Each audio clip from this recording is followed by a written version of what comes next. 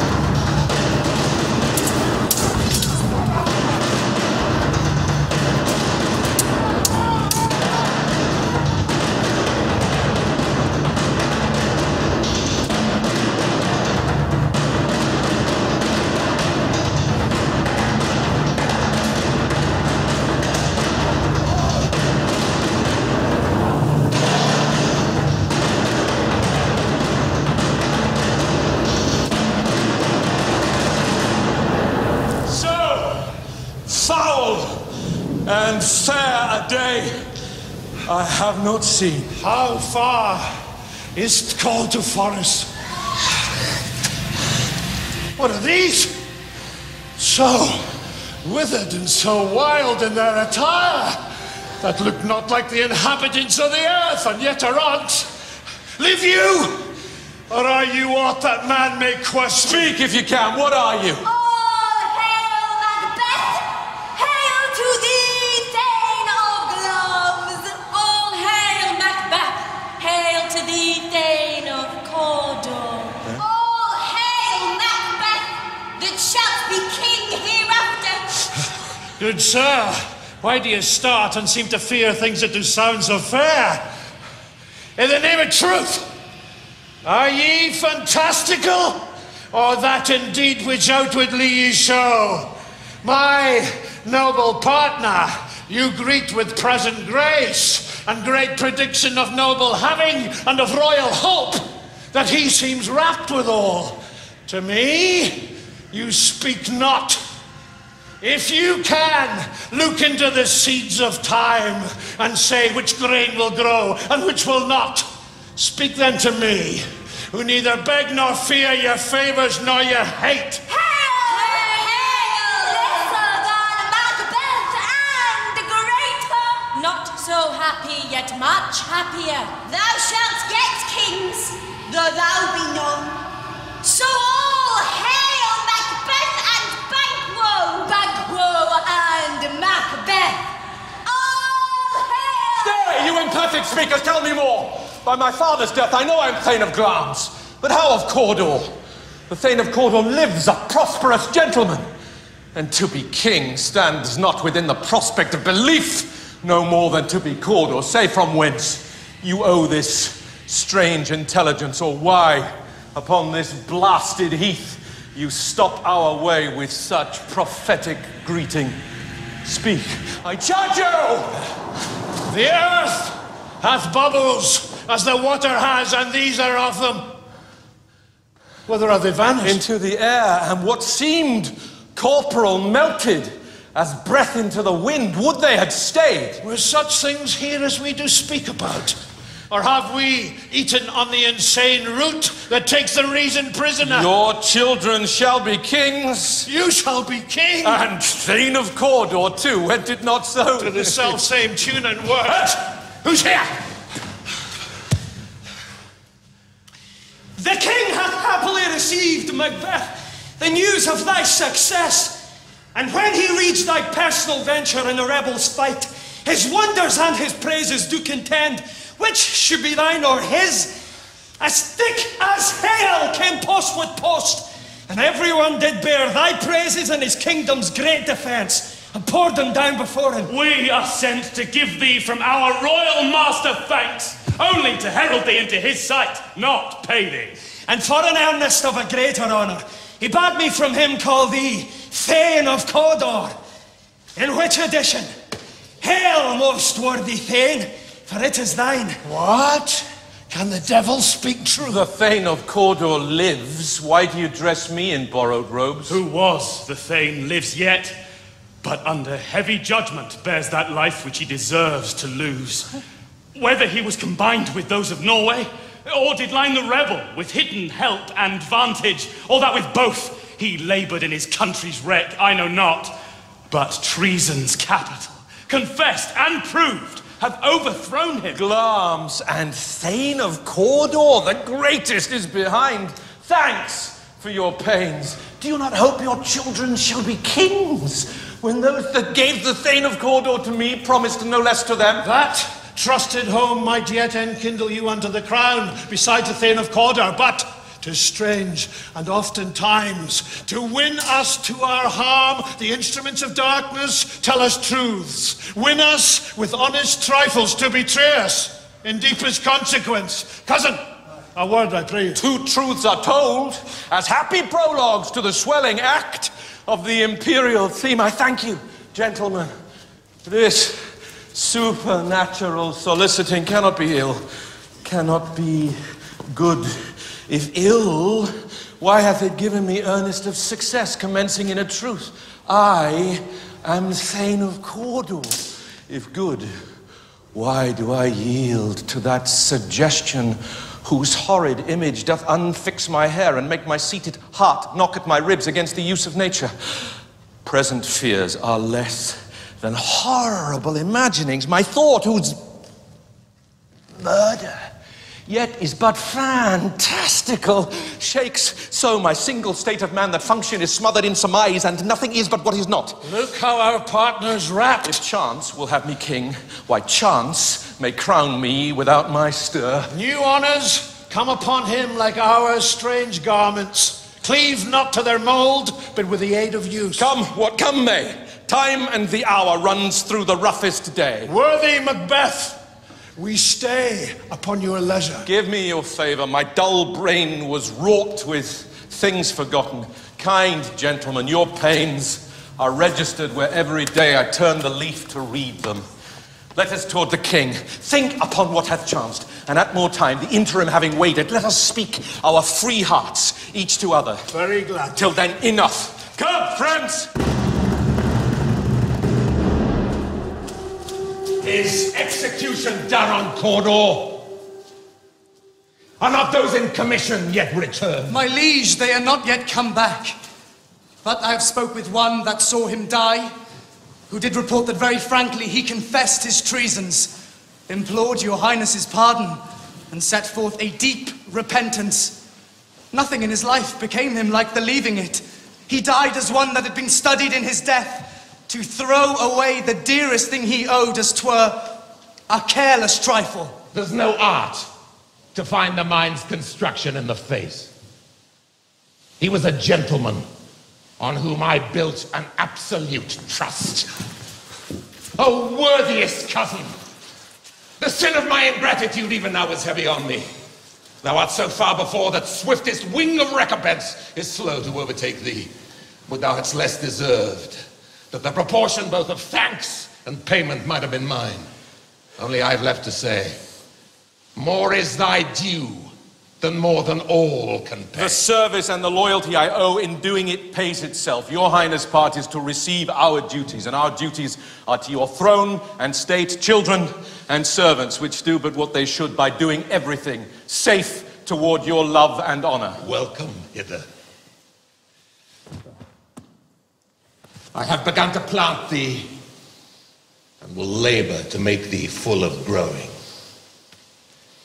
Noble Banquo that has no less deserved, nor must be known no less to have done so. Let me enfold thee, and hold thee to my heart. There! If I grow, the harvest is your own. My plenteous joys, wanton in fullness, seek to hide themselves in drops of sorrow. Sons, kinsmen, thanes, and you whose places are the nearest, know we will establish our estate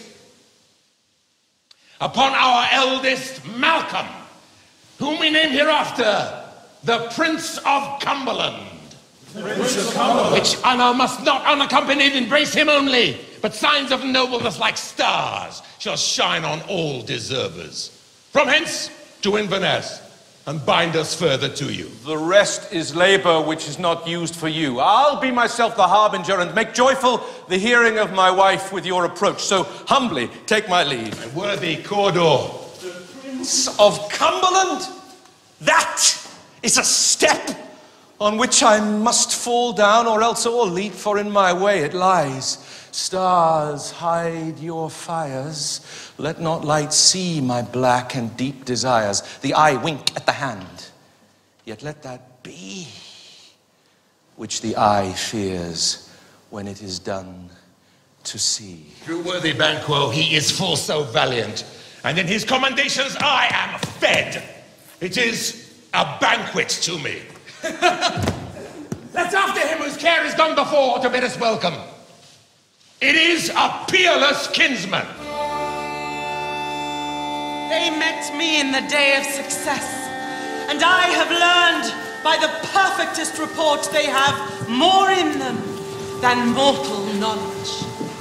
When I burned in desire to question them further, they made themselves air, into which they vanished. Whilst I stood wrapped in the wonder of it, came missives from the king, who all hailed me Thane of Cawdor. by which title before these weird sisters saluted me and referred me to the coming on of time with, Hail, King, that shalt be. This have I thought good to deliver thee, my dearest partner of greatness, that thou mightst not lose the dues of rejoicing by being ignorant of what greatness is promised thee. Lay it to thy heart, and farewell. Glamis thou art, and Cawdor, and shalt be what thou art promised, yet do I fear thy nature. It is too full of the milk of human kindness to catch the nearest way. Thou wouldst be great, art not without ambition, but without the illness should attend it. What thou wouldst highly, that wouldst thou holily. Wouldst not play false, and yet wouldst wrongly win. Thou'dst have great Glamis, that which cries, thus thou must do if thou have it, and that which rather thou dost fear to do than wishes should be undone. Hie thee hither, that I may pour my spirit in thine ear and chastise with the valor of my tongue all that impedes thee from the golden round which fate and metaphysical aid doth seem to have thee crowned withal. What is your tiding? The king comes here tonight. Thou'rt mad to say it. Is not thy master with him, who so would have informed for preparation? So please you, it is true. Our Thane is coming. One of my fellows had the speed of him, who, almost dead for breath, had scarcely more than would make up his message. Give him tending. He brings great news. The raven himself is hoarse that croaks the fatal entrance of Duncan under my battlements. Come, you spirits that tend on mortal thoughts, unsex me here and fill me from the crown to the toe, top full of direst cruelty. Make thick my blood. Stop up the access and passage to remorse, that no compunctious visitings of nature shake my fell purpose, nor keep peace between the effect and it. Come to my woman's breasts and take my milk for gall. You murdering ministers, wherever in your sightless substances you wait on nature's mischief. Come, thick night, and pall thee in the dullest smoke of hell, that my keen knife see not the wounded makes, nor heaven peep through the blanket of the dark to cry, hold, hold, great Glamis, worthy Cawdor, greater than both by the all-hail hereafter. Thy letters have transported me beyond this ignorant present, and I feel now the future in the instant.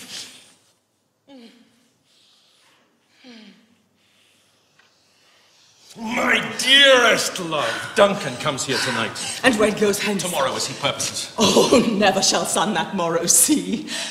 Your face, my Thane, is as a book where men may read strange matters. To beguile the time, look like the time.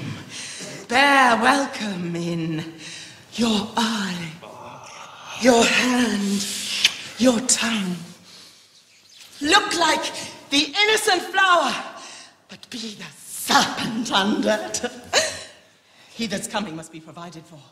And you shall put this night's great business into my dispatch, which shall to all our nights and days to come give solely sovereign sway. And, masterdom. We will speak further. Only look up clear. To alter favor, ever is to fear. Leave all the rest to me.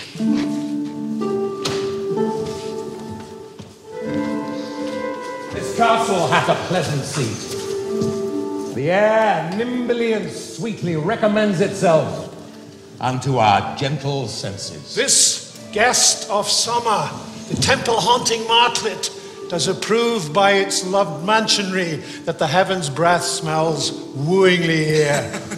No jutty frieze, buttress, nor coign of vantage, but this bird hath made its pendant bed and procreant cradle. Where they most breed and haunt, I have observed, the air is delicate. See, our honored hostess. The love that follows us sometime is our trouble, which still we thank as love. Herein I teach you how you shall bid God Ildes for your pains and thank us for your trouble. All our service in every point, twice done and then done double, were poor and single business to contend against those honours, deep and broad, wherewith your majesty loads our house. For those of old, and the late dignities heaped up to them, we rest your hermits.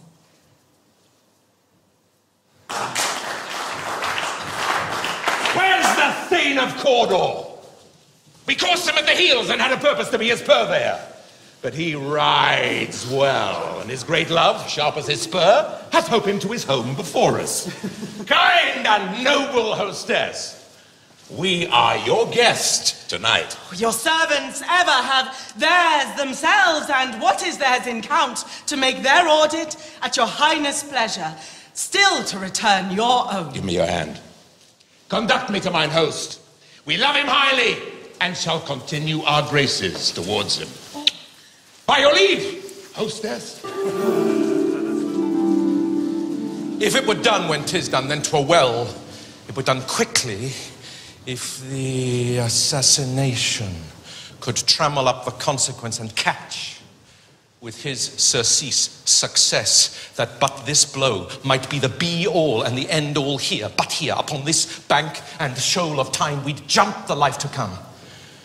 But in these cases, we still have judgment here, that we but teach bloody instructions which being taught return to plague the inventor. This even-handed justice commends the ingredients of our poisoned chalice to our own lips. He's here in double trust, first as I am his kinsman and his subject, strong both against the deed, then as his host, who should against his murderer shut the door, not bear the knife myself. Besides, this Duncan hath borne his faculties so meek, hath been so clear in his great office, that his virtues will plead, like angels, trumpet-tongued against the deep damnation of his taking off, and pity, like a naked newborn babe striding the blast, or heaven's cherubim horsed upon the sightless couriers of the air, shall blow the horrid deed in every eye, that tears shall drown the wind. I have no spur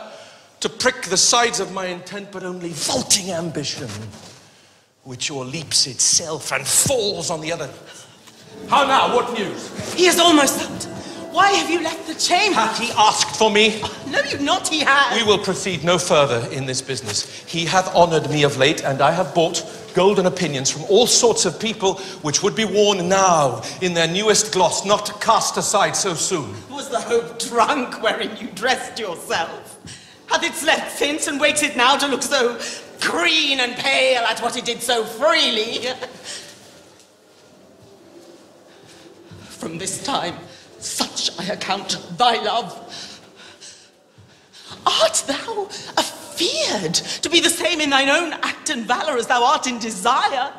Wouldst thou have that which thou esteem'st the ornament of life, and live a coward in thine own esteem, letting I dare not wait upon I would, like the poor cat of the adage? Peace, I dare do all and may become a man. Who dares do more is none. What beast was then that made you break this enterprise to me?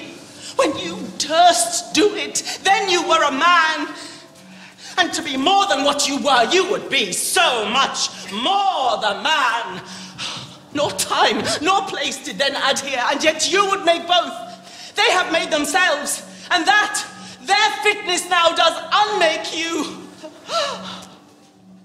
I have given suck, and know how tender 'tis to love the babe that milks me. I would, while it was smiling in my face, have plucked my nipple from his boneless gums, and dashed the brains out, had I so sworn as you have done to this. If we should fail? We fail? But screw your courage to the sticking place, and we'll not fail. When Duncan is asleep, whereto the rather shall his day's hard journey soundly invite him, his two chamberlains will I, with wine and wassail, so convinced that memory, the warder of the brain, shall be a fume, and the receipt of reason a limbeck only. When in swinish sleep there, drenched natures lie as in a death, what cannot you and I perform upon the unguarded Duncan? What not put upon his spongy officers who shall bear the guilt of our great quell? Bring forth men, children only, for thy undaunted metal should compose nothing but males. Will it not be received when we have marked with blood those sleepy two of his own chamber, that they have done it? Who dares receive it other, as we shall make our griefs and clamour roar upon his death? I am settled, and bend up each corporal agent to this terrible feat. Away, and mock the time with fairest show. False face must hide what the false heart doth know.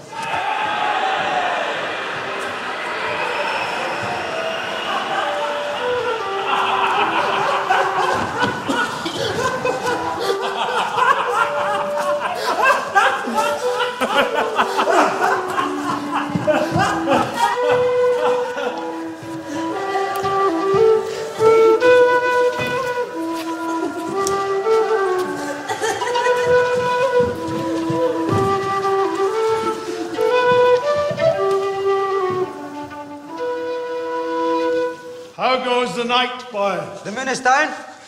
I have not heard the clock. And she goes down at 12. I take 'tis later, sir. Hold. Take my sword. There's husbandry in heaven. Their candles are all out. Take thee that too. A heavy summons lies like lead upon me, and yet I would not sleep. Oh, merciful powers. Restrain in me the cursed thoughts that nature gives way to in repose. Give me my sword. Who's there? A friend. What, sir? Not yet at rest? The king's abed. He hath been in unusual pleasure, and sent forth great largesse to your offices. This diamond he greets your wife withal by the name of most kind hostess, and shut up in measureless contempt. Being unprepared, our will became the servant to defect, which else should free have wrought. All's well. I dreamt last night of the three weird sisters. To you they have showed some truth. I think not of them. Yet when we can entreat an hour or two to serve, we would spend it in some words upon that business. If you would grant the time. At your kindest leisure. If you shall cleave to my consent when 'tis, it shall make honour for you. So I lose none in seeking to augment it, but still keep my bosom franchised and allegiance clear. I shall be cancelled. Good repose the while. Thanks, sir. The likes to you.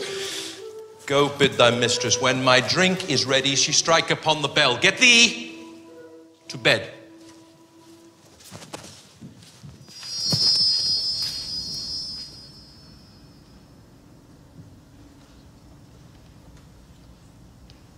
Is this a dagger which I see before me? The handle toward mine hand? Come, let me clutch thee. I have thee not, and yet I see thee still. Art thou not, fatal vision, sensible to feeling as to sight, or art thou but a dagger of the mind, a false creation proceeding from the heat of pressed brain? I see thee still, in form as palpable as this which now I draw. Thou marshalst me the way that I was going, and such an instrument I was to use. Mine eyes are made the fools or the other senses, or else worth all the rest. I see thee yet, and on thy blade and dudgeon, gouts of blood which was not so before. There's no such thing. It is the bloody business which informs thus to mine eyes. Now, o'er the one half-world nature seems dead, and wicked dreams abuse the curtained sleep. Witchcraft celebrates pale Hecate's offerings, and withered murder, alarmed by his sentinel, the wolf, whose howls his watch, thus, with his stealthy pace, with Tarquin's ravishing strides, towards his design, moves like a ghost.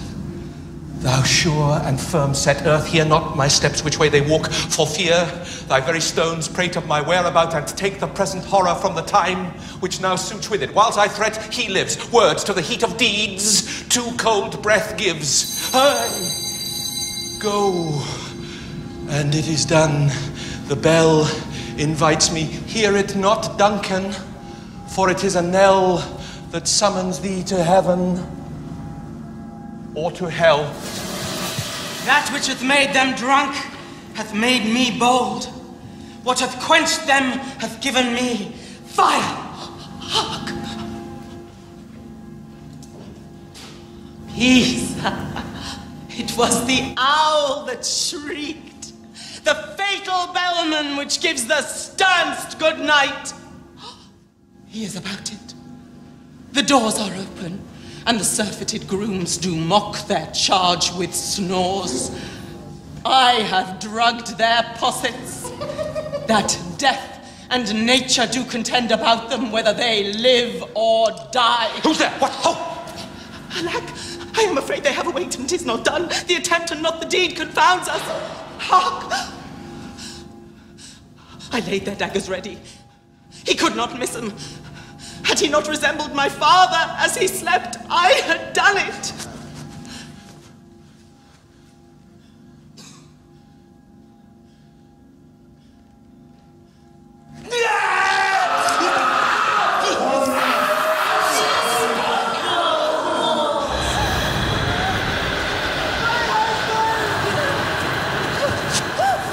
I have done the deed. Didst thou not hear a noise? I heard the owl scream and the crickets cry. Did not you speak? When? Now! As I descended.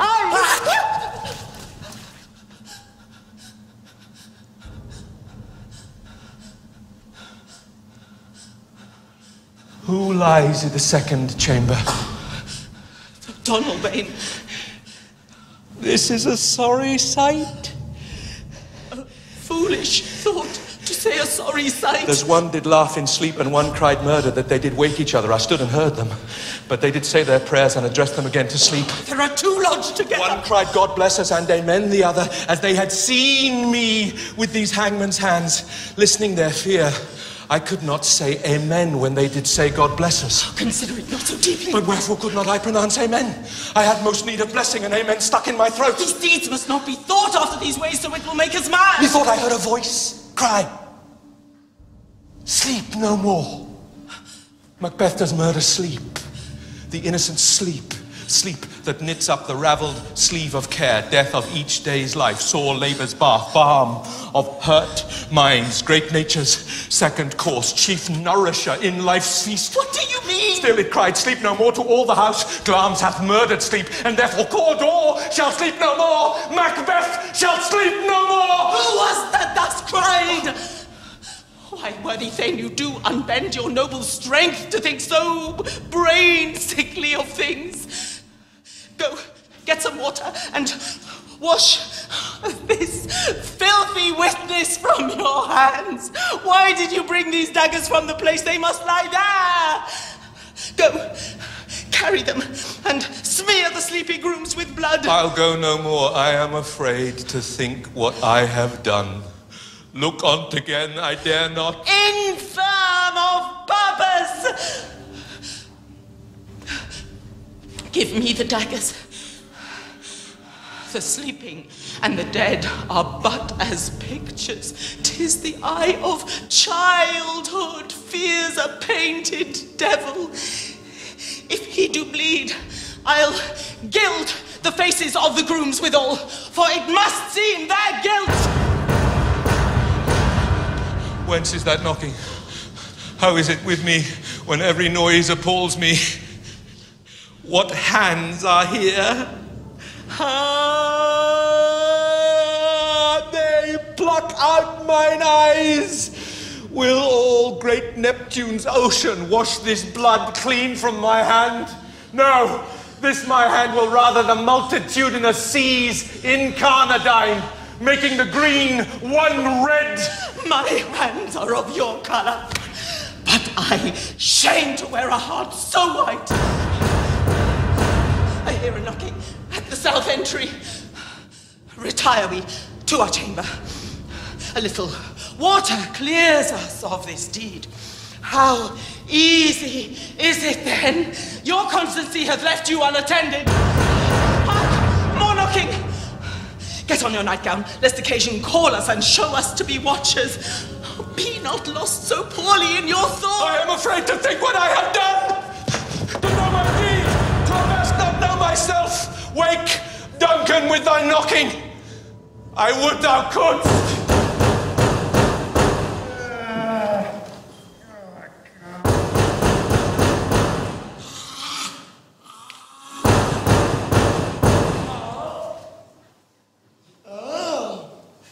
Here's a knocking indeed.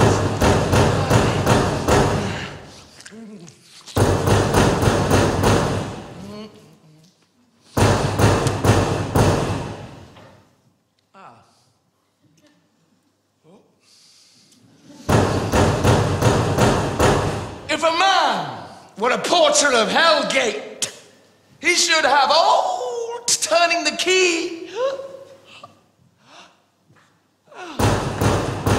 Knock, who's there in the name of Beelzebub? Here's a farmer who hanged himself on the expectation of plenty. Come in time. Have napkins to know about you. Here you'll sweat for it.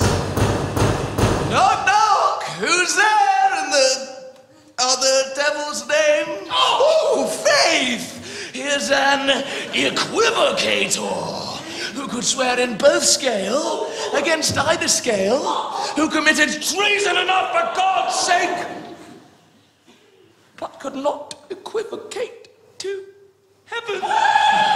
Oh, come in, equivocator.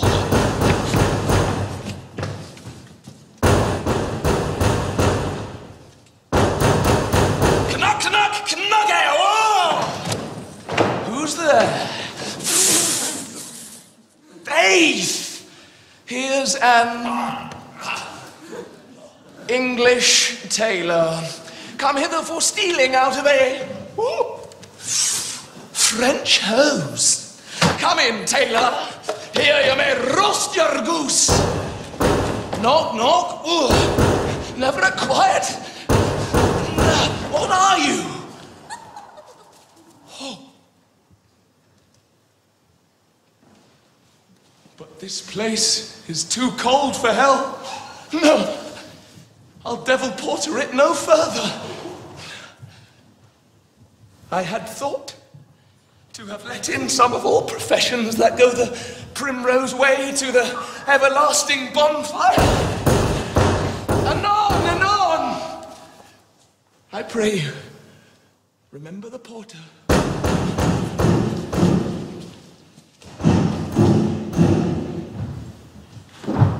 Was it so late? Friend, ere you went to bed that you do lie so late. Faith, sir, we were carousing till the second cock.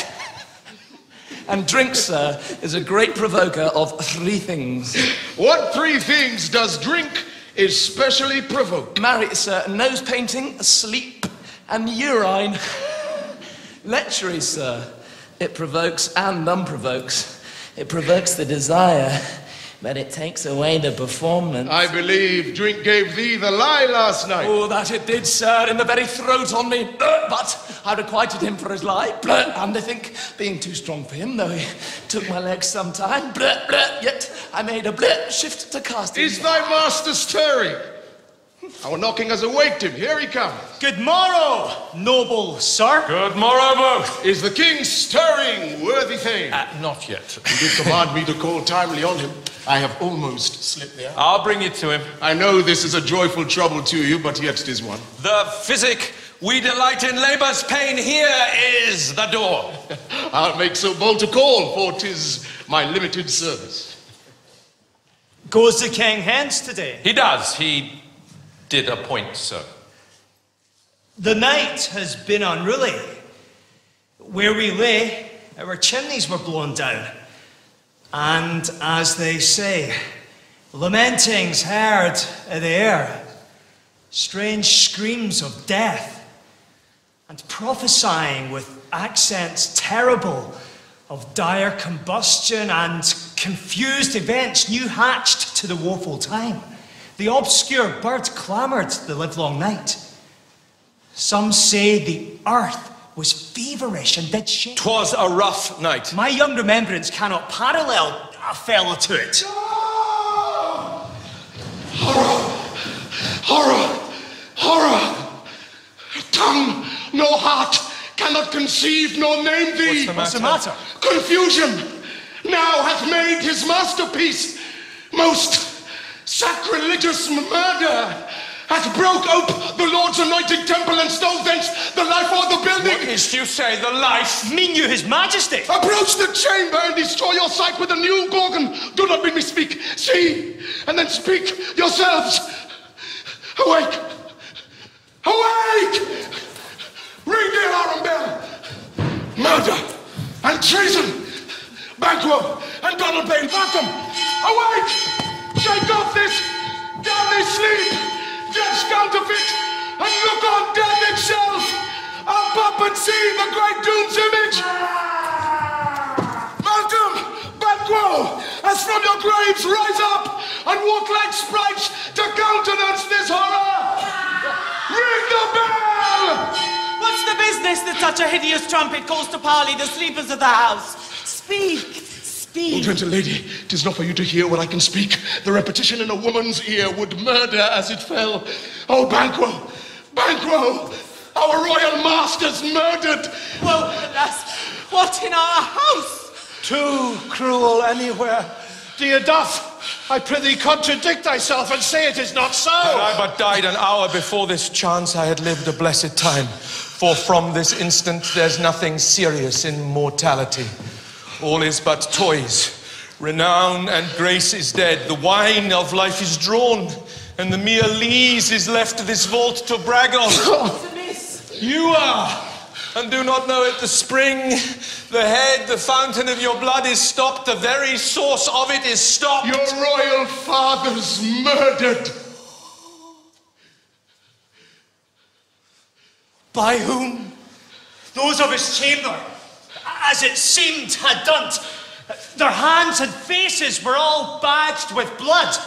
So were their daggers, which unwiped we found upon their pillows. They stared and were distracted. Look, no man's life was to be trusted with. Oh, yet I do repent me of my fury that I did kill them. Wherefore did you so? Who can be wise, amazed, temperate and furious, loyal and neutral in an instant? No man. The expedition of my violent love outrun the pause. The reason here lay Duncan. His silver skin laced with his golden blood, and his gashed stabs look like a breach in nature for ruin's wasteful entrance. They're the murderers, steeped in the colours of their trade, their daggers unmannerly breached with gore. Who could refrain that had a heart to love, and in that heart courage to make love's known? Help me, Hansel. Look to the lady. Why do we hold our tongues that most may claim this argument for ours? What should be spoken here? Where our fate, hid in an auger hole, may rush and seize us. Let's away. Our tears are not yet brewed. Nor our strong sorrow upon the foot of motion. Look to the lady, and when we have our naked frailties hid that suffer in exposure, let us meet and question This most bloody piece of work, to know it further. Fears and scruples shake us. In the great hand of God I stand. And hence, against the undivulged pretense, I fight of treasonous malice. And so do I. So, let's briefly put on manly readiness and meet in the hall together. Well contented.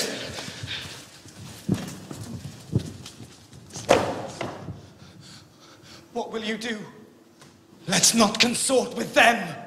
To show an unfelt sorrow is an office which the false man does easy. I'll to England. To Ireland I.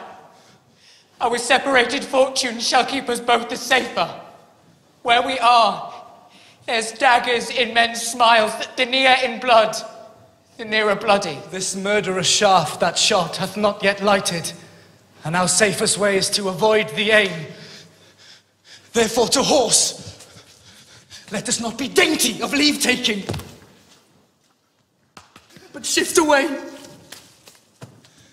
There's warrant in that theft, which steals itself when there's no mercy left.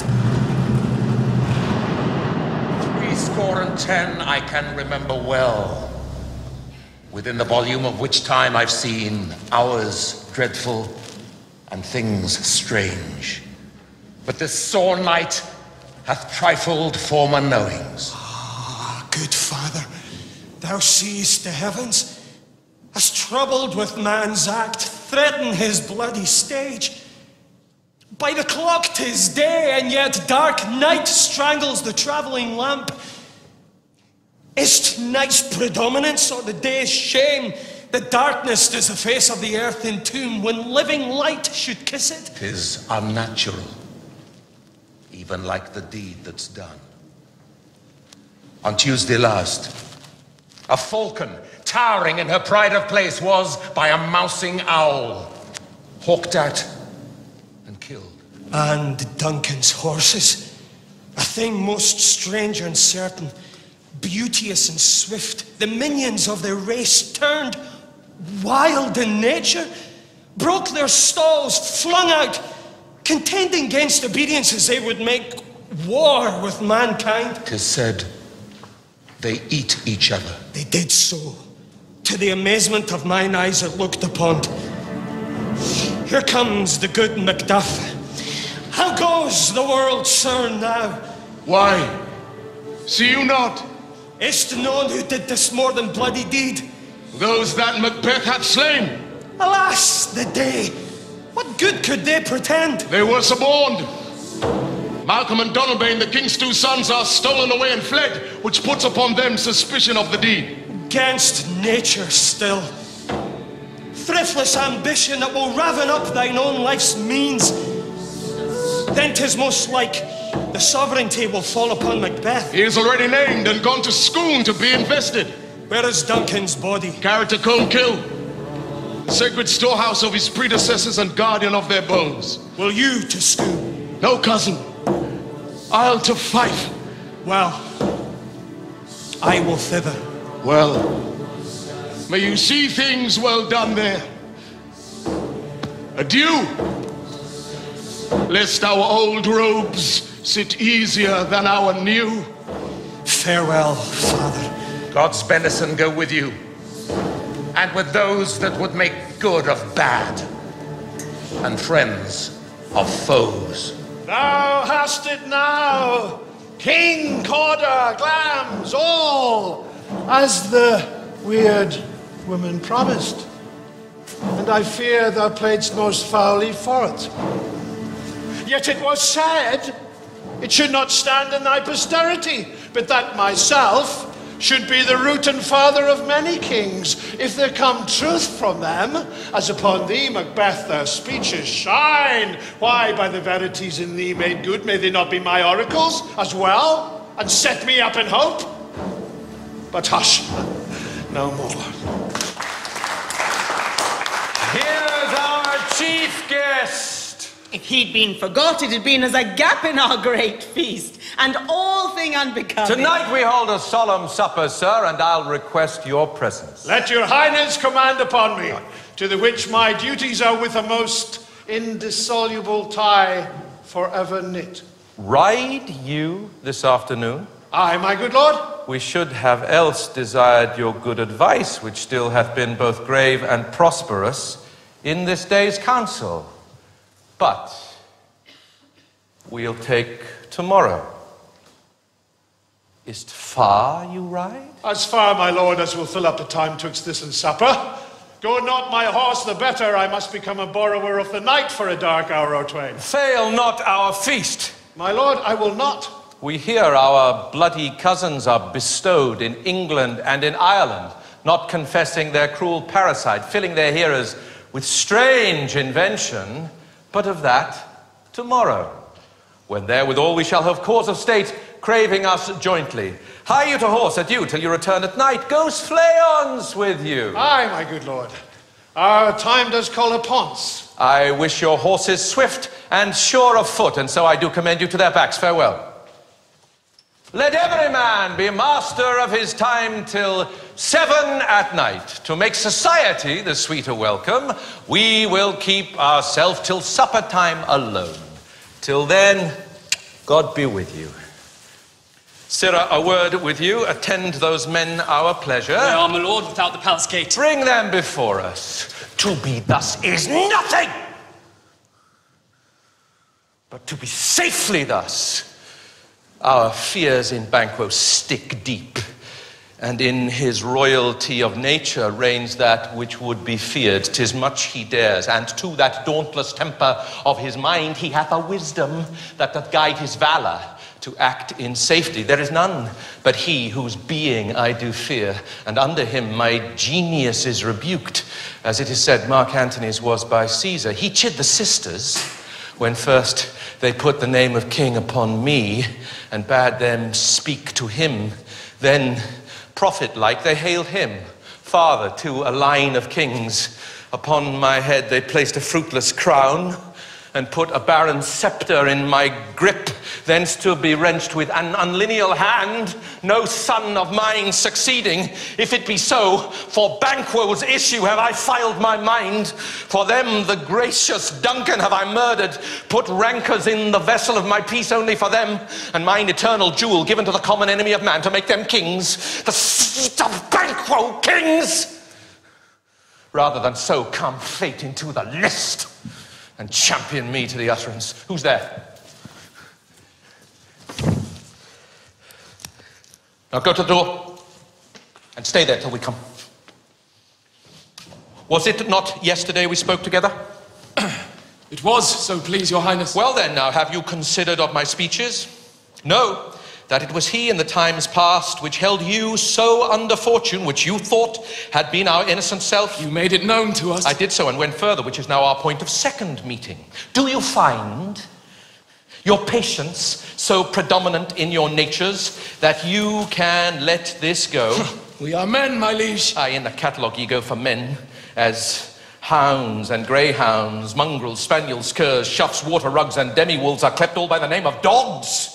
The valued file distinguishes the swift, the slow, the subtle, the housekeeper, the hunter, everyone, according to the gift which bounteous nature hath in him closed, whereby he does receive particular addition from the bill that writes them all alike, and so of men.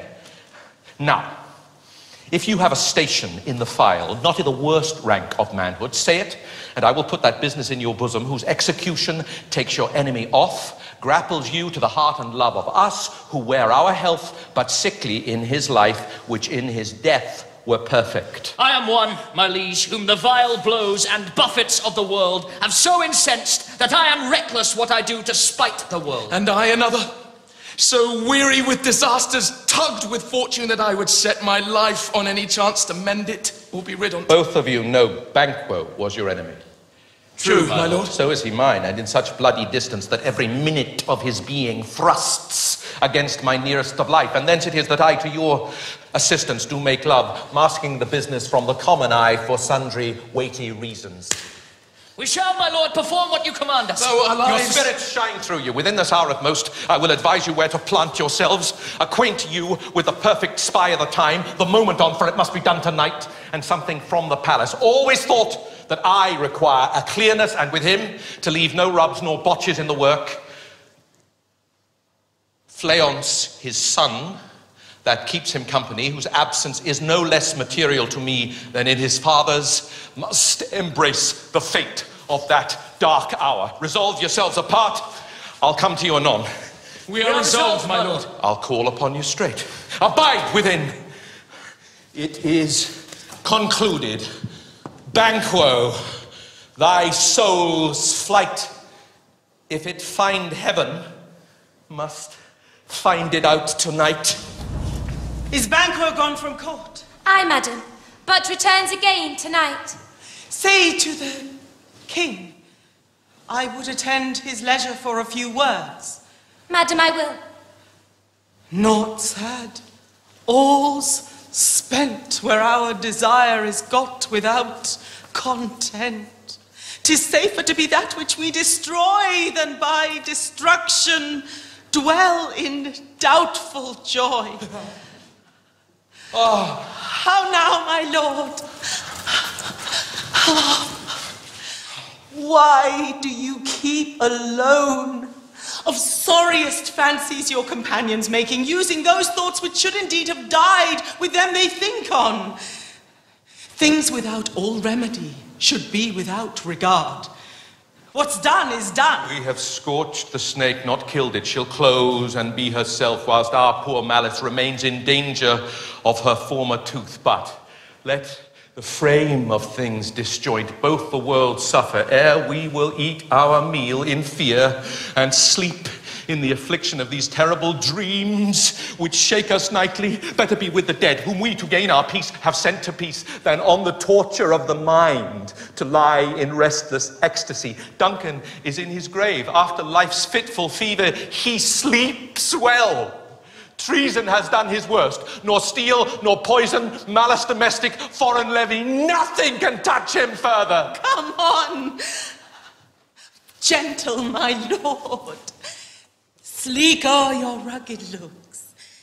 Be bright and jovial among your guests tonight. So shall I, love, and so I pray be you. Let your remembrance apply to Banquo. Present him eminence, both with eye and tongue, unsafe the while that we must lave our honours in these flattering streams and make our faces visards to our hearts, disguising what they are. You must leave this. Oh, full of scorpions is my mind, dear wife.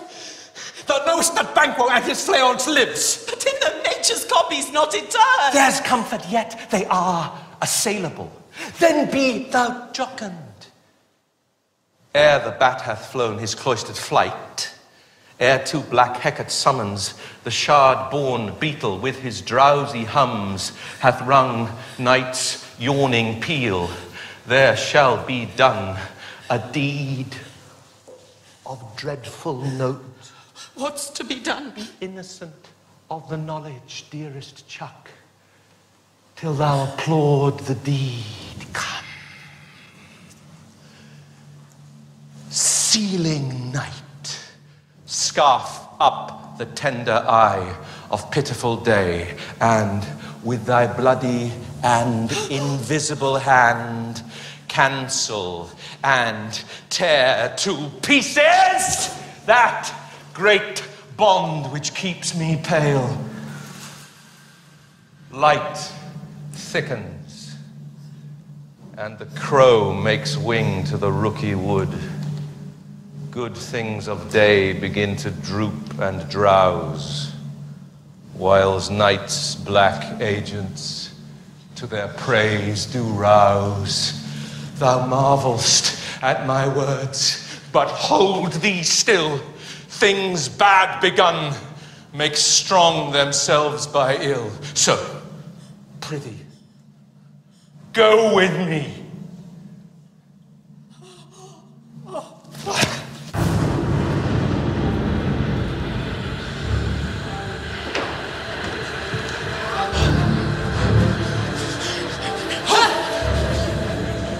Who did bid thee join with us? Macbeth, and stand with us.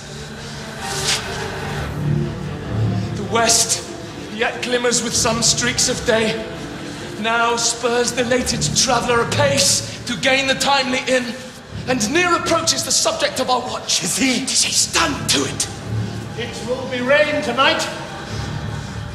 Let it come down. Treachery! Treachery! Fly! Fly! Don't flee! Fly! Fly! Fly! Thou mayst revenge!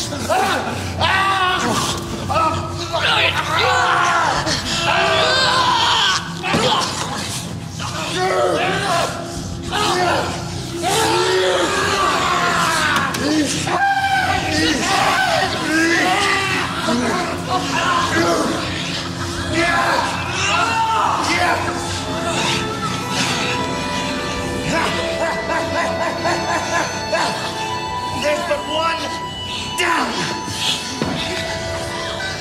The sun is fled. We've lost best half of our affair. Then let's away and say how much is done.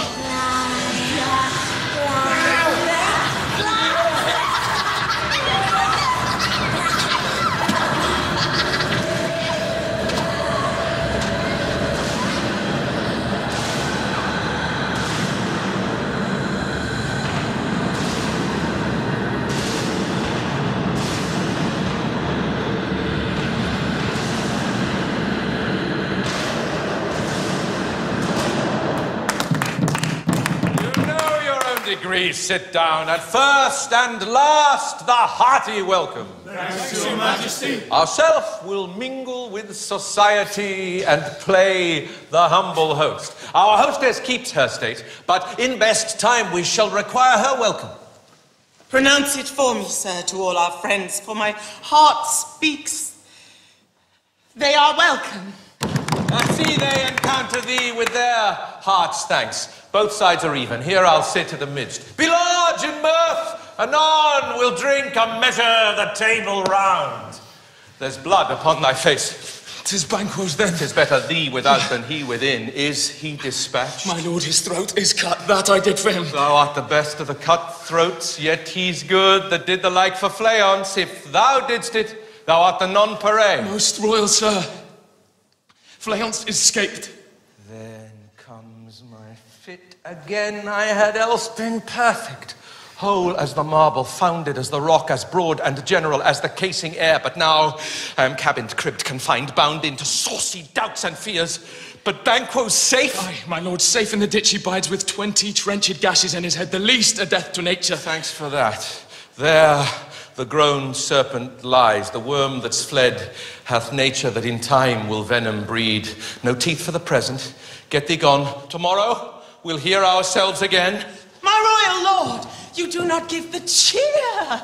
The feast is sold that is not often vouched while 'tis a-making. 'Tis given with welcome. To feed were best at home. From thence the source to meet is ceremony. Meeting were bare without... Sweet remembrancer. Now good digestion, wait on appetite and health on both. Health on both. May it please your highness sit. Here had we now our country's honour roofed, were the graced person of our Banquo present. Who may I rather challenge for unkindness than pity for mischance? His absence, sir, lays blame upon us, promise. Please, your highness, to grace us with your royal company. The table's full. Here is a place reserved, sir. Where? Here, my good lord. Tis a pleasure, your highness. Which of you have done this? What, my God? Thou canst not say I did it. Never shake thy gory locks at me. Gentlemen, rise. His highness is not well. Sit, worthy friends. My lord is often thus, and hath been from his youth. Pray you, keep seat. The fit is momentary. Upon a thought he will again be well. If much you note him, you shall offend him and extend his passion. Feed and regard him not. Are you a man? Aye, and a bold one that dare look on that which might appall the devil. Oh, proper stuff. This is the very painting of your fear. This is the air-drawn dagger which you said led you to Duncan. Oh, these flaws and starts. Impostors to true fear would well become a woman's story at a winter's fire authorized by her granddammer. For shame. Oh, why do you make such faces? When all's done, you look but on a stoop. Prithee, see there, look, lo, behold, how say you? Why, what care I if thou canst nod? Speak too! If charnel houses and our graves must send those that we bury back, our monument shall be the moors of kites. What quite unmounted folly! If I stand here, I saw him. Oh, fie for shame! Blood hath been shed ere now in the olden time, ere human statute purged the gentle wheel. Aye, and since too, murders have been performed, too terrible for the ear. The time has been that when the brains were out, the man would die, and there an end. But now they rise again with 20 mortal murders on their crowns, and push us from our stools. This is more strange than such a murder is. My worthy lord, your noble friends do lack you. I do forget. Do not muse at me, my most worthy friends. I have a strange infirmity which is nothing to those that know me. Come, love and health to all. Then I'll sit down. Give me some wine. Fill full. I drink to the general joy of the whole table and to our good friend Banquo, whom we miss would he were here. To him and all we thirst, and all to all. Our duties. I'll flaunt and quit my sight. Let the earth hide thee. Thy bones are marrowless, thy blood is cold. Thou hast no speculation in those eyes which thou dost glare with. Think of these good peers but as a thing of custom. 'Tis no other, only it spoils the pleasure of the time. What man dare I dare? Approach thou like the rugged Russian bear, the armed rhinoceros or the Hyrcan tiger. Take any shape but that, and my firm nerves shall never tremble. Or be alive again, and dare me to the desert with thy sword. If trembling I inhabit, then protest me, the baby of a girl. Hence, horrible shadow, unreal mockery, hence! Why? So being gone, I am a man again. Pray, sit still. You have displaced the mirth, broke the good meeting with most admired disorder. Can such things be and overcome us like a summer's cloud without our special wonder? You make me strange, even to the disposition that I owe, when now I think you can behold such sights and keep the natural ruby of your cheeks when mine is blanched with fear. What sights? Pray, speak not, he grows worse and worse. Question enrages him. At once, good night. Stand not upon the order of your going, but go at once. Good night, and better health attend his majesty. A kind good night to all.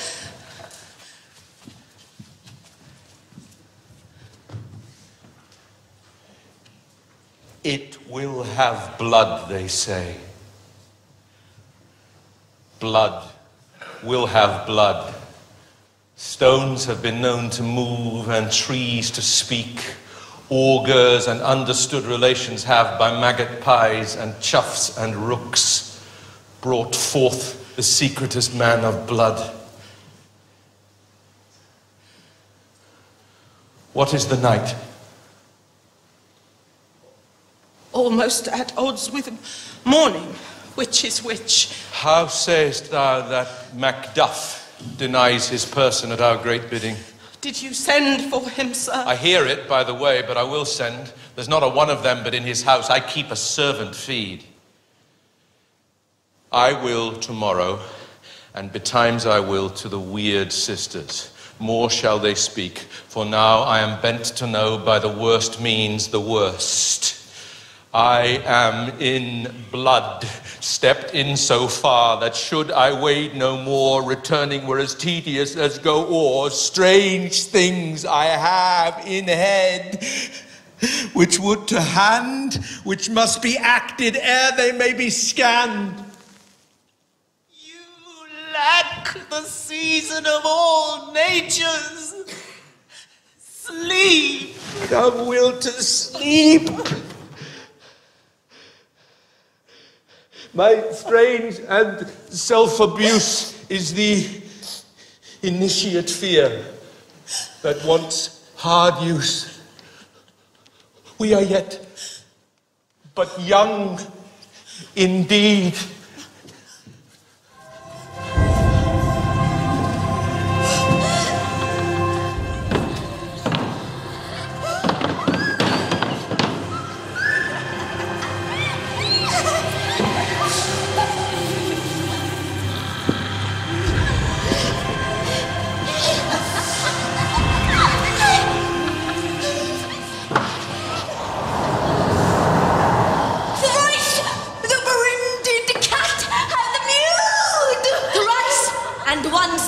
Pig whined. Harpier cries! 'Tis time, 'tis time! By the pricking of my thumbs, something wicked this way comes. Open locks! Whoever knocks. How now, you secret black and midnight hags? What is't you do? A deed without a name! I conjure you by that which you profess, howe'er you come to know it. Answer me. Speak, demand! If thou'st rather hear it from our mouths, or from our masters. Call him! Let me see him! Double, toil and trouble! Fire burn! And golden butter! Tell me, thou unknown power! He knows thy thought, hear his speech, but say thou naught. Beware, Macbeth! Beware the stain of life! Dismiss me! Whate'er thou art, for thy good caution, thanks. Thou hast harped my fear aright. But one word more. He will not be commanded. Here's another, more potent than the first.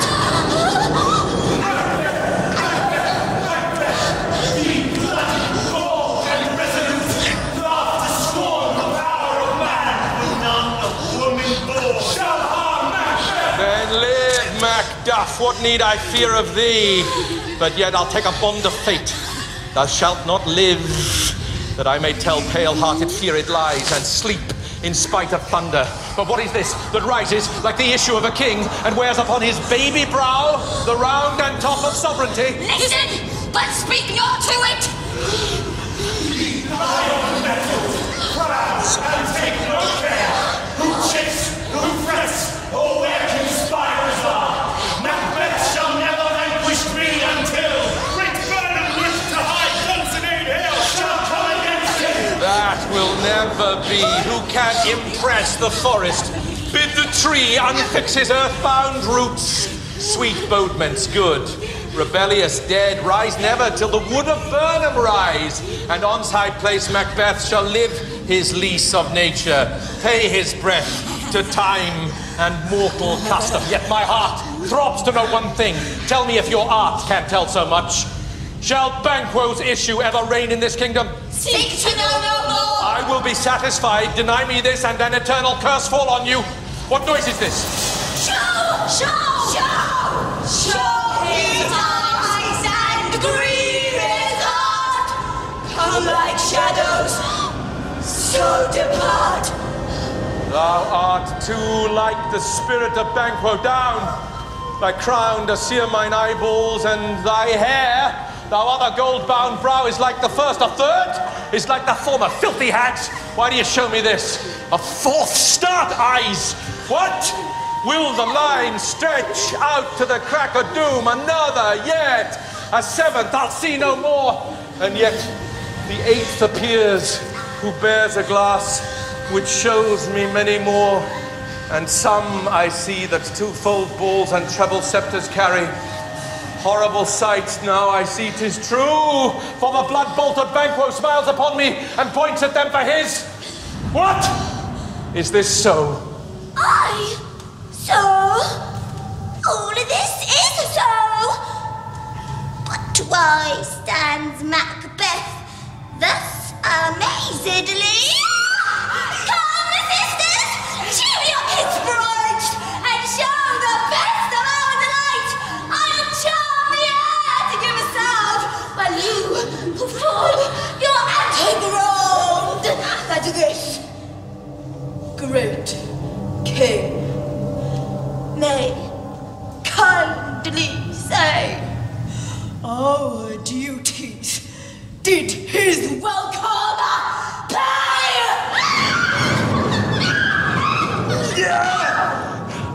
Where are they? Gone? Let this pernicious hour stand I, accursed in the calendar. Come in without there. What your grace's will? Show you the weird sisters? No, my lord. Came they not by you? No, indeed, my lord. Infected be the air whereon they ride, and damned all those that trust them. I did hear the galloping of horse. Who was't came by?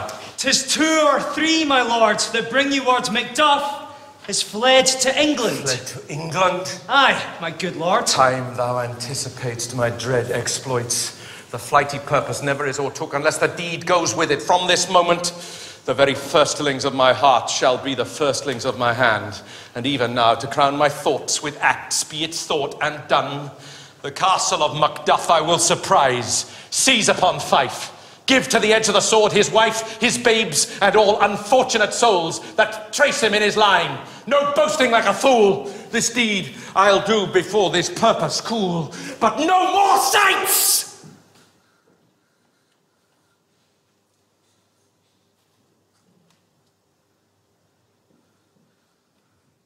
Where are these gentlemen? Come!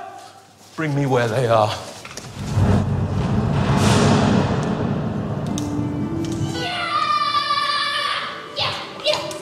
What had he done to make him fly the land? You must have patience, madam. He had none. His flight was madness. When our actions do not, our fears do make us traitors. You know not whether it was his wisdom or his fear. Wisdom? To leave his wife, to leave his babes, his mansion and his titles in a place from whence himself does fly? He loves us not. He wants the natural touch for the poor wren. The most diminutive of birds will fight her young ones in her nest against the owl. All is the fear, and nothing is the love. As little is the wisdom, where the flight so runs against all reason. My dearest coz, I pray you, school yourself. But for your husband, he is noble, wise, judicious, and best knows the fits of the season. I dare not speak much further, but cruel are the times when we are traitors and know not ourselves. When we hold rumour from what we fear, yet know not what we fear, but float upon a wild and violent sea, each way and none. I take my leave of you. Shall not be long, but I'll be here again. Things at the worst will cease, or else climb upward to what they were before. My pretty cousin, blessing upon you. Fathered he is, and yet he's fatherless. I am so much a fool. Should I stay longer, it would be my disgrace and your discomfort. I take my leave at once. Cyril, your father's dead. And what will you do now? How will you live? As birds do, mother. What with worms and flies? With what I get, I mean, and so do they. Poor bird. That's never fear the net nor lime, the pitfall nor the gin. Why should I, mother? Poor birds, they're not set for. My father is not dead, for all you're saying. Yes, he is dead. How wilt thou do for a father? Nay, how will you do for a husband? Why, I can buy me 20 at any market. Then you'll buy him to sell again. Thou speakst with all thy wit, yet if faith with wit enough for thee. Was my father a traitor, mother? Aye, that he was.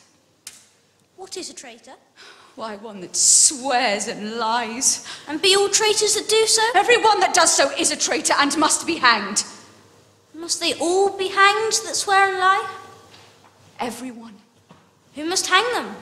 Why, the honest men. Then the liars and swearers are fools, for there are liars and swearers enough to beat the honest men and hang up them. God help me, poor monkey. But how wilt thou do for a father? If he were dead, you would weep for him. If he were not, it were a good sign that I should quickly have a new father. Poor prattler, how thou talkest. Bless you, fair dame. I am not to you known, though in your state of honour I am perfect. I doubt some danger does approach you nearly. If you will take a homely man's advice, be not found here. Hence with your little ones. To fright you thus methinks I am too savage. To do worse you were fell cruelty, which is too near your person. Heaven preserve you. I dare abide no longer. Whither should I fly? I have done no harm. But I remember now. I am in this earthly world, where to do harm is often laudable, to do good sometime accounted dangerous folly. Why then, alas, do I put up that womanly defence to say, I have done no harm? Oh, sur serge. Oh, sur serge. What are these faces? Where is your husband? I hope in no place so unsanctified where such as thou mayst find him. He is a traitor. Thou liest, thou shakehead villain! What? You egg? Young fry of treachery!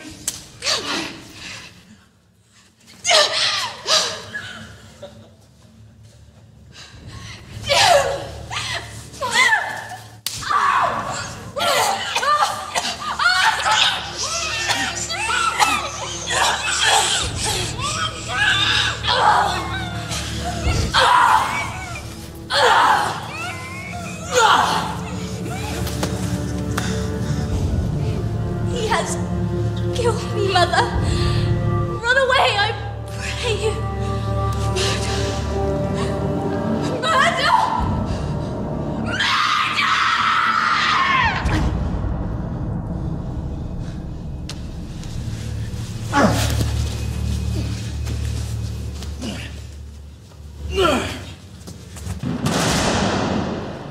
Let us seek out some desolate shade, and there weep our sad bosoms empty. Let us rather hold fast the mortal sword, and like good men bestride our downfall birthdom. Each new morn, new widows howl, new orphans cry, new sorrows strike heaven on the face, that it resounds as if it felt with Scotland, and yelled out like syllable of dollar. What I believe, I'll wail. What no believe, and what I can redress, as I shall find the time to, friend, I will. What you have spoke, it may be so, perchance. This tyrant, whose sole name blisters our tongues, was once thought honest. You have loved him well. He hath not touched you yet. I am young, but something you may deserve of him through me, and wisdom to offer up a weak, poor, innocent lamb to appease an angry god. I am not treacherous. But Macbeth is. A good and virtuous nature may recoil in an imperial charge, but I shall crave your pardon. That which you are, my thoughts cannot transpose. Angels are bright still, though the brightest fell. Though all things foul would wear the brows of grace, yet grace must still look so. I have lost my hopes. Perchance even there where I did find my doubts. Why, in that rawness left you wife and child? Those precious motives, those strong knots of love without leave-taking. I pray you, let not my jealousies be your dishonours, but mine own safeties. You may be rightly just, whatever I shall think. Bleed, bleed, poor country.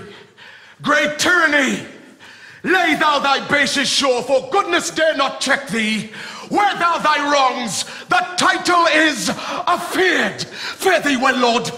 I would not be the villain that thou think'st, for the whole space that's in the tyrant's grasp, and the rich east to boot. Do not offend me, I speak not as in absolute fear of you. I think our country sinks beneath the yoke. It weeps, it bleeds, and each new day a gash is added to her wounds. I think withal they would be hands uplifted in my right. And here, from gracious England, have I offer of goodly thousands. But for all this, when I shall tread upon the tyrant's head, or wear it on my sword, yet my poor country shall have more vices than it had before, more suffer, and more sundry ways than ever, by him that shall succeed. What should he be? It is myself, I mean, in whom I know all the particulars of vice so grafted, that when they shall be opened, black Macbeth will seem as pure as snow, and the poor state esteem him as a lamb, being compared with my confineless harms. Not in the legions of horrid hell can come a devil more damned in evils to top Macbeth. I grant him bloody, luxurious, avaricious, false, deceitful, sudden, malicious, smacking of every sin that has a name. But there's no bottom, none, in my voluptuousness. Your wives, your daughters, your matrons, and your maids could not fill up the cistern of my lust and my desire. All continent impediments would o'erbear that did oppose my will. Better Macbeth than such a one to reign. Boundless intemperance in nature is a tyranny. It hath been the untimely emptying of the happy throne and fall of many kings. But fear not yet to take upon you what is yours. You may convey your pleasures in a spacious plenty and yet seem cold. The time you may so hoodwink, we have willing dames enough. There cannot be that vulture in you to devour so many as will to greatness dedicate themselves, finding it so inclined. With this, there grows in my most ill-composed affection such a staunchless avarice that were I king, I should cut off the nobles for their lands, desire his jewels and this other's house, and my more having would be as a source to make me hunger more, that I should forge quarrels unjust against the good and loyal, destroying them for wealth. This avarice sticks deeper, grows with the more pernicious root than summer seeming lust, and it hath been the sword of our slain kings. Yet do not fear. Scotland hath foisons to fill up your will of your mere own. All these are portable with other graces weighed. But I have none. The king becoming graces as justice, verity, temperance, stableness, bounty, perseverance, mercy, lowliness, devotion, courage, patience, fortitude. I have no relish of them, but abound in a division of each several crime, acting it many ways. Nay, had I power, I should pour the sweet milk of concord into hell, uproar the universal peace, confound all unity on earth. Oh, Scotland, Scotland. If such a one be fit to govern, speak. I am, as I have spoken. Fit to govern? No, not to live. Oh, nation miserable, with an untitled tyrant bloody sceptred, when shalt thou see thy wholesome days again? Since that the truest issue of thy throne by his own interdiction stands accursed, and does blaspheme his breed? Thy royal father was a most sainted king. The queen that bore thee, oftener upon her knees than on her feet, died every day she lived. Fare thee well. These evils thou repeats upon thyself have banished me from Scotland. Oh, my breast, thy hope ends here. Macduff, this noble passion, child of integrity, hath from my soul wiped the black scruples, reconciled my thoughts to thy good truth and honour. Devilish Macbeth, by many of these trains, hath sought to win me into his power, and modest wisdom plucks me from over-credulous haste. But God above, deal between thee and me, for even now I put myself to thy direction and unspeak mine own detraction. Here, abjure the taints and blames I laid upon myself for strangers to my nature. I am yet unknown to woman. never was forsworn, scarcely have coveted what was mine own, at no time broke my faith, would not betray the devil to his fellow, and delight no less in truth than life. My first false speaking was this upon myself. What I am, truly, is thine, and my poor country's to command. Whither indeed, before thy here approach, old Seward, with 10,000 warlike men, already at a point was setting forth. Now we'll together, and the chance of goodness be like our warranted quarrel. Why are you silent? Such welcome and unwelcome things at once. 'Tis hard to reconcile. Hey. So you come here? My countryman, but yet I know him not. My ever-gentle cousin, welcome hither. I know him now. Good God, betimes remove the means that make us strangers. Sir, amen. Stand Scotland where it did. Alas, poor country, almost afraid to know itself. It cannot be called our mother, but our grave, where nothing, but who knows nothing, is once seen to smile. Where sighs and groans and shrieks that rend the air are made, not marked. Where violent sorrow seems a modern ecstasy. The dead man's knell is there, scarce asked for who. And good men's lives expire before the flowers in their caps, dying or ere they sicken. Oh, relation, too nice and yet too true. What's the newest grief? That of an hour's age doth hiss the speaker. Each minute teems a new one. How does my wife? Why, well. And all my children? Well, too. The tyrant has not battered at their peace. No, they were well at peace when I did leave them. Be not a niggard of your speech, our ghost. When I came hither to transport the tidings, which I have heavily borne, there ran a rumour of many worthy fellows that were out, which was to my belief witnessed the rather, for that I saw the tyrant's power afoot. Now is the time of help. Your eye in Scotland would create soldiers, make our women fight to doff their dire distresses. Be it their comfort, we are coming thither. Gracious England hath lent us good Seward and 10,000 men, an older and a better soldier none that Christendom gives out. Would I could answer this comfort with the like. But I have words that will be howled out in the desert air where hearing should not latch them. What concern they? The general cause? Or is it a fee grief due to some single breast? No mind that's honest, but in its sharesome woe. Though the main part pertains to you alone. If it be mine, keep it not from me quickly, let me have it. Let not your ears despise my tongue forever. That shall possess them with the heaviest sound that ever yet they heard. I guess at it. Your castle is surprised. Your wife and babes savagely slaughtered. To relate the manner, we're on the quarry of these murdered deer to add the death of you. Merciful heaven! What man? Near pull your hat upon your brows. Give sorrow words. The grief that does not speak whispers the awe-fraught heart and bids it break. My children too? Wife, children, servants, all that could be found. And I must be from thence. My wife killed too? I have said. Be comforted. Let's make us medicines of our great revenge to cure this deadly grief.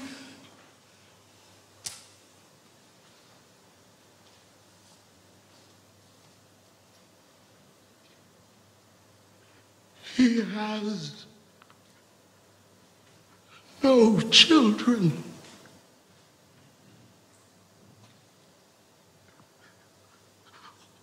All my pretty ones. Did you say all? Oh, Helkite. All? What? all my pretty chickens and their dam at one fell swoop? Dispute it like a man. I shall do so. But I must also feel it as a man. I cannot but remember such things that were most precious to me. Did heaven look on and would not take their part? Sinful Macduff, they were all struck for thee. Not that I am, not for their own demerits, but for mine, fell slaughter on their souls.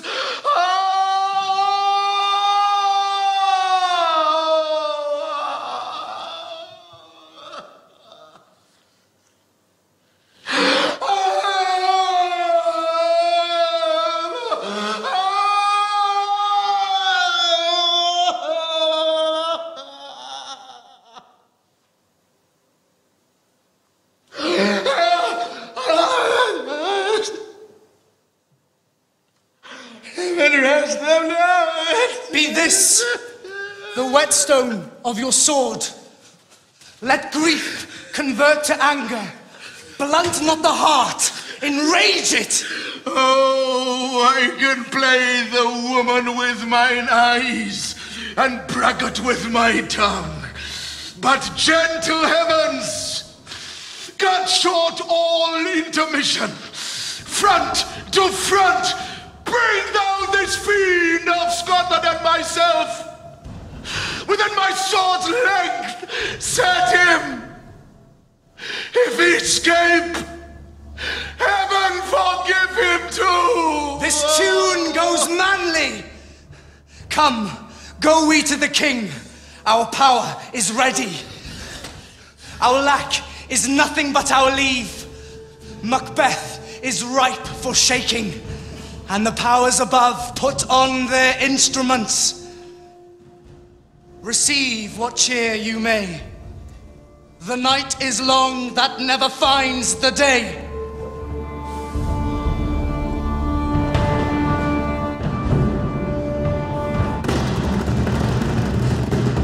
I have 2 nights watched with you, but can perceive no truth in your report. When was it she last walked? Since His Majesty went into the field, I have seen her rise from her bed, throw her nightgown upon her, unlock her closet, take forth paper, fold it, write upon it, read it, afterwards seal it, and again return to bed. Yet all this while in a most fast sleep. A great perturbation in nature, to receive at once the benefit of sleep and do the effects of watching.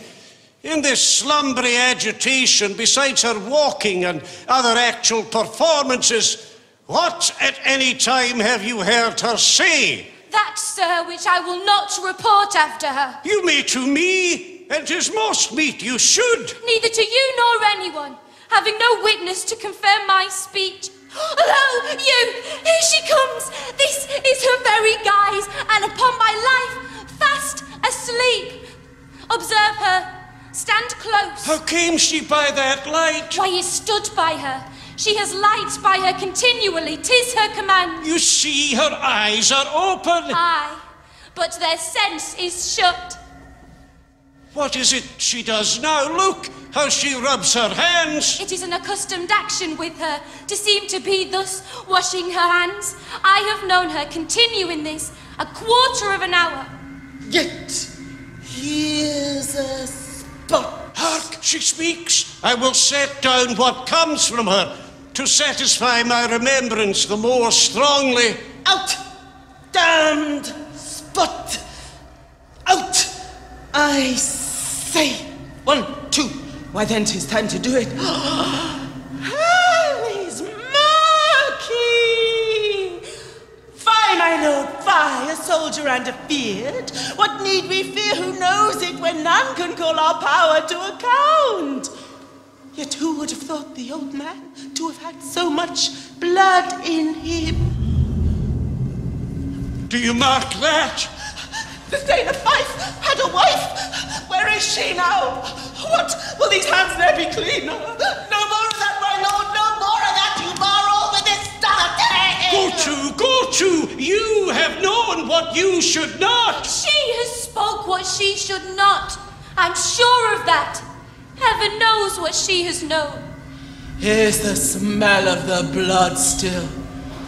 All the perfumes of Arabia will not sweeten this little hand. Oh.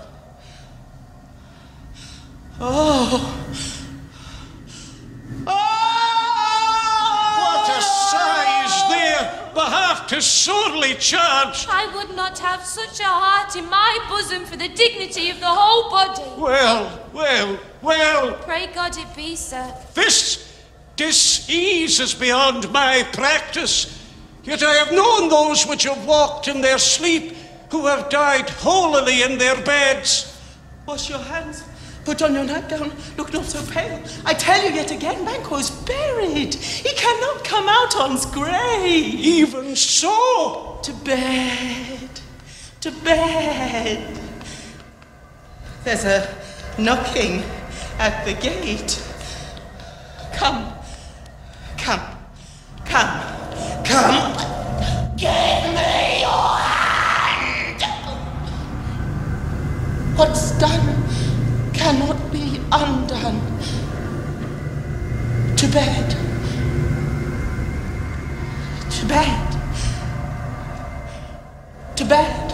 Will she go now to bed? Directly. Foul whisperings are abroad. Unnatural deeds do breed unnatural troubles. Infected minds to their deaf pillows will discharge their secrets. More needs she the divine than the physician.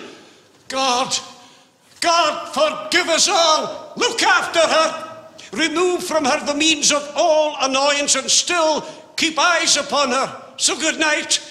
My mind she has mated and amazed my sight. I think, but dare not speak. Good night, good doctor. The English power is near, led on by Malcolm, his uncle Seward, and the good Macduff. Revenges burn in them for their dear causes, would to the bleeding and the grim alarm excite the mortified man. Near Burnham Wood shall we well meet them, that way are they coming. Who knows if Donalbain be with his brother? For certain, sir, he is not. I have a file of all the gentry. There is Seward's son, and many unrough youths that even now protest their first of manhood. What does the tyrant? Great Dunsinane he strongly fortifies. Some say he's mad. Others that lesser hate him do call it valiant fury. But for certain, he cannot buckle his distempered cause within the belt of rule. Now does he feel his secret murders sticking on his hands. Now minutely revolts upbraid his faith breach. Those he commands move only in command, nothing in love.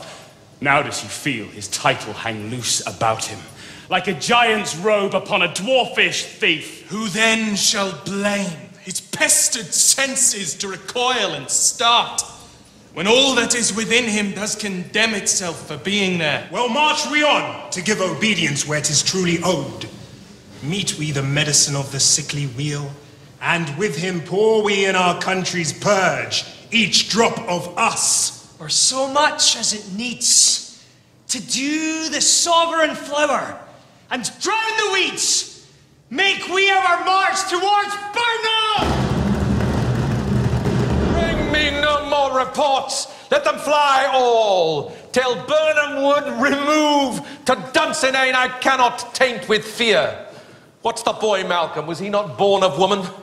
The spirits that know all mortal consequences have pronounced me thus. Fear not, Macbeth. No man that's born of woman shall e'er have power upon thee. Then fly, false thanes, and mingle with the English epicures. The mind I sway by and the heart I bear will never sag with doubt, nor shake with fear. The devil damn thee black, thou cream-faced loon! Where gotst thou that goose look? There is 10,000. Geese, villain! Soldiers, sir! Go prick thy face and overred thy fear, thou lily-livered boy. What soldier's patch? Death of thy soul, those linen cheeks of thine are counsellors to fear. What soldiers? Whey face? The English force, so please you. Take thy face hence. Satan! I am sick at heart when I behold. Satan, I say! This push will chair me ever, or disseat me now. I have lived long enough. My way of life is fallen into the sear, the yellow leaf, and that which should accompany old age as honor, love, obedience, troops of friends, I must not look to have, but in their stead curses, not loud but deep, mouth honor, breath, which the poor heart would fain deny and dare not. Seaton!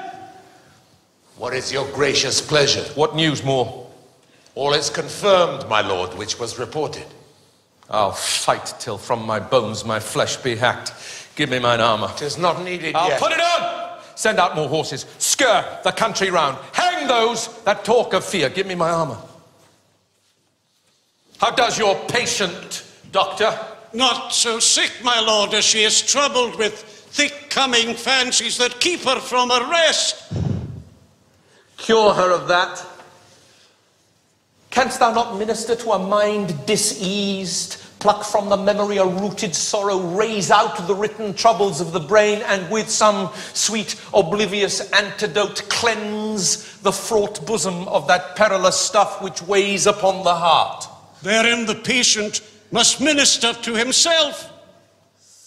Throw physic to the dogs, I'll none of it. Come, put mine armor on, give me my sword. Seaton, send out. Doctor, the thanes fly from me. Come, sir, dispatch. If thou couldst, doctor, cast the waters of my land, find her disease, and purge it to a sound and pristine health, I would applaud thee to the very echo that should applaud again. Pulled off, I say. What rhubarb, senna, or what purgative drug would scour these English hence? Hear'st thou of them? Aye, my good lord. Your royal preparation makes us hear something. Bring it after me. I will not be afraid of death and bane till Burnham Forest come to Dunsinane. Were I away from Dunsinane and clear, profit again should hardly draw me here.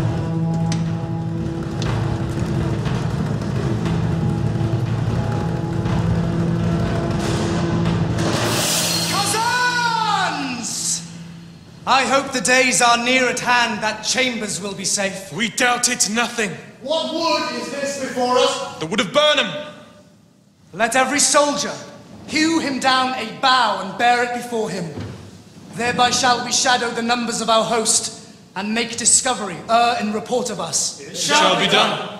We'll learn no other, but the confident tyrant keeps still in Dunsinane and will endure our setting down before it. 'Tis his main hope. For where there is advantage to be gone, both more and less have given him the revolt, and none serve with him but constrained things, whose hearts are absent too. Let our just censures attend the true event. Put we on industrious soldiership. The time approaches when we with due decision we will know what we will have and what we will owe.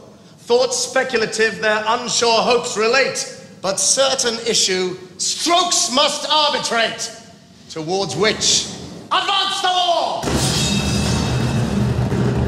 Hang out our banners on the outward walls. The cry is still, they come. Our castle's strength will laugh a siege to scorn. Here let them lie, till famine and the ague eat them up. Were they not forced with those that should be ours, we might have met them dareful beard to beard, and beat them backward home. What is that noise? It is the cry of women, my good lord. I have almost forgot the taste of fears.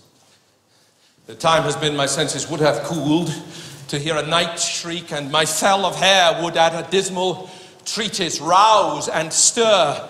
As life were in't, I have supped full with horrors, direness, familiar to my slaughterous thoughts, cannot once start me. Wherefore was that cry? The Queen, my lord, is dead.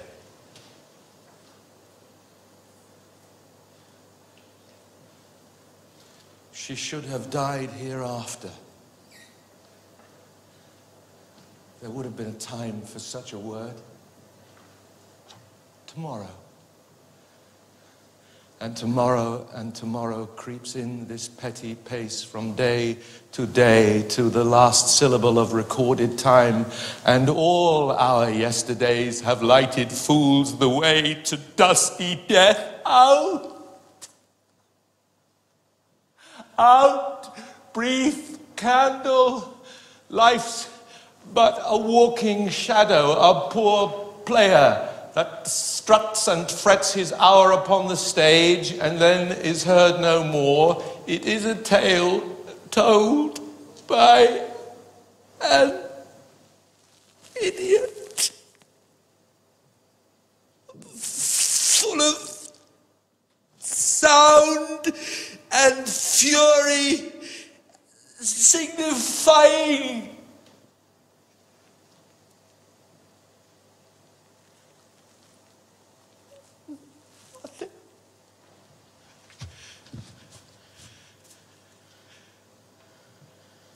thou comest to use thy tongue, thy story quickly.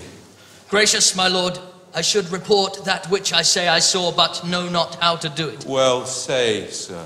As I did stand my watch upon the hill, I looked toward Burnham, and anon methought the wood began to move. Liar and slave. Let me endure your wrath, if it be not so. Within this 3 mile may you see it coming.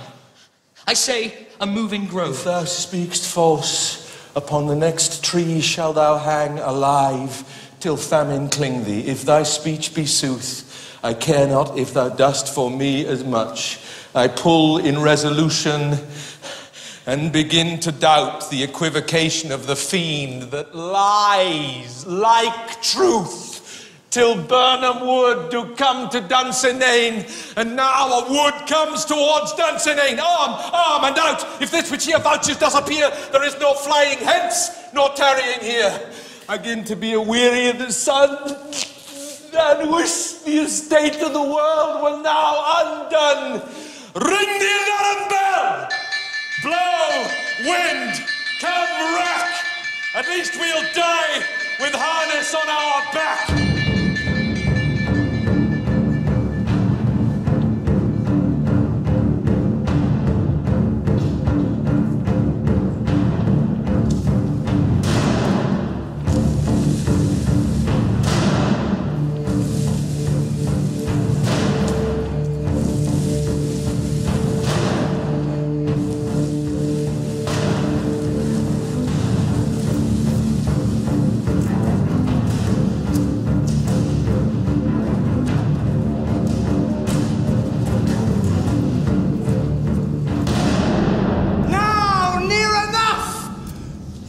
Screens throw down and show like those you are.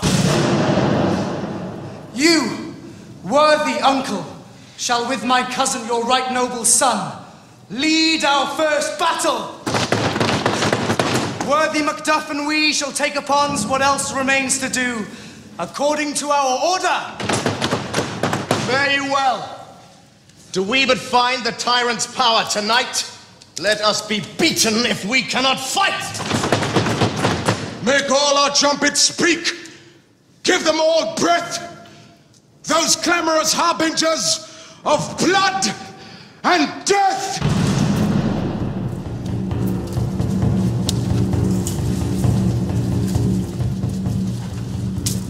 They have tied me to a stake. I cannot fly, but bear like I must fight the course. What's he that was not born of woman? Such a one am I to fear or none. What is thy name? Thou'lt be afraid to hear it. No, that thou call'st thyself a hotter name than any is in hell. My name's Macbeth. The devil himself could not pronounce a title more hateful to mine ear. No, nor more fearful. Thou liest, abhorred tyrant. With my sword, I'll prove the lie thou speak'st.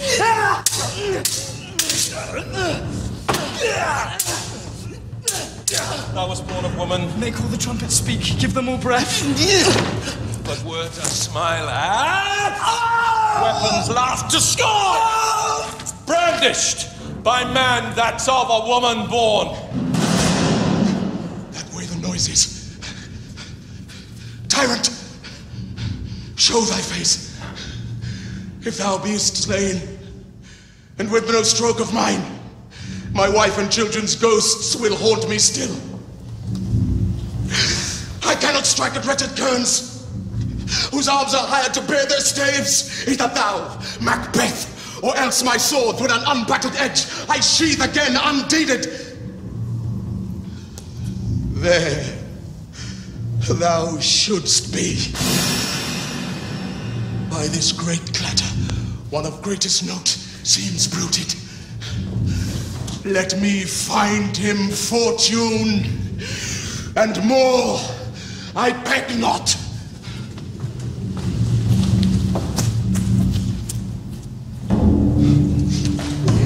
This way, my lord! The castle's gently rendered. The tyrant's people on both sides do fight. The noble thanes do bravely in the war. The day almost itself professes yours, and little is to do. We have met with foes that strike beside us. Enter, sir, the castle.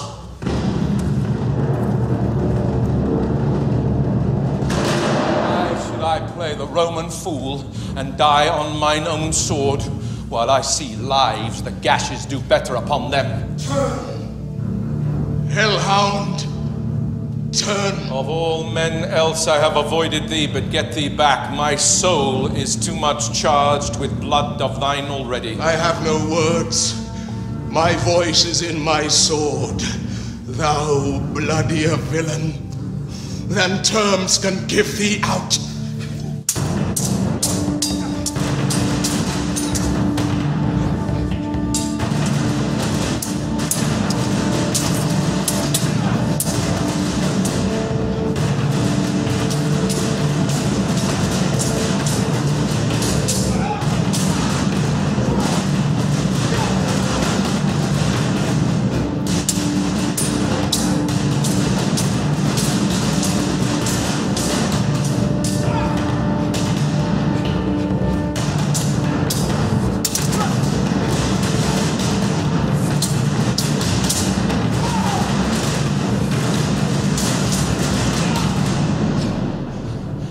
Thou losest labour, as easy mayst thou the entrenchant air with thy keen sword impress as make me bleed.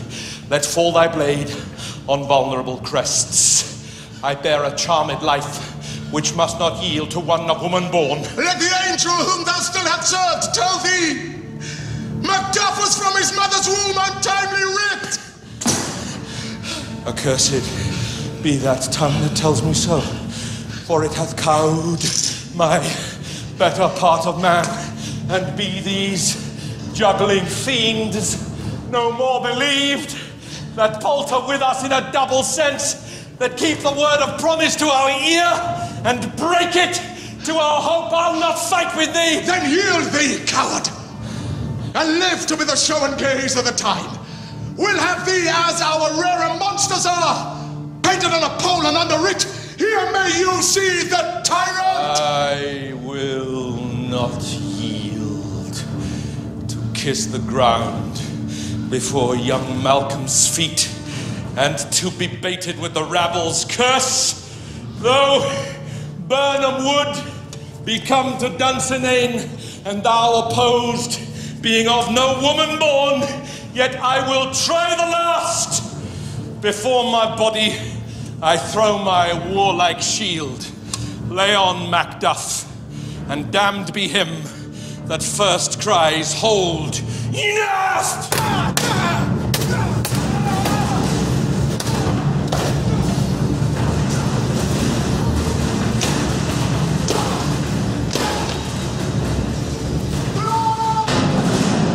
I would the friends we miss were safe arrived. Some must go off, and yet by these I see, so great a day as this is cheaply bought. Macduff is missing, and your noble son. Your son, my lord, has paid a soldier's debt. He only lived but till he was a man, the which no sooner had his prowess confirmed in the unshrinking station in which he fought, but like a man he died. Then he is dead? Aye, and brought off the field. Your cause of sorrow must not be measured by his worth, for then it hath no end. Had he his hurts before? Aye, on the front. Why then, God's soldier be he.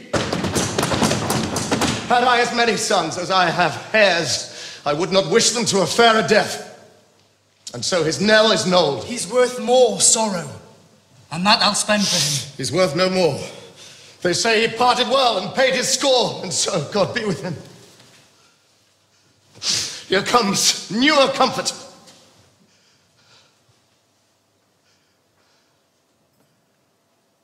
Hail, King, for so thou art. Behold, where stands the usurper's cursed head? The time is free. I see thee compassed with thy kingdom's pearl, that speak my salutation in their minds, whose voices I desire aloud with mine. Hail, King of Scotland! Hail, King of Scotland! We shall not spend a large expense of time before we reckon with your several loves and make us even with you. My thanes and kingsmen, henceforth be earls, the first that ever Scotland in such an honour named.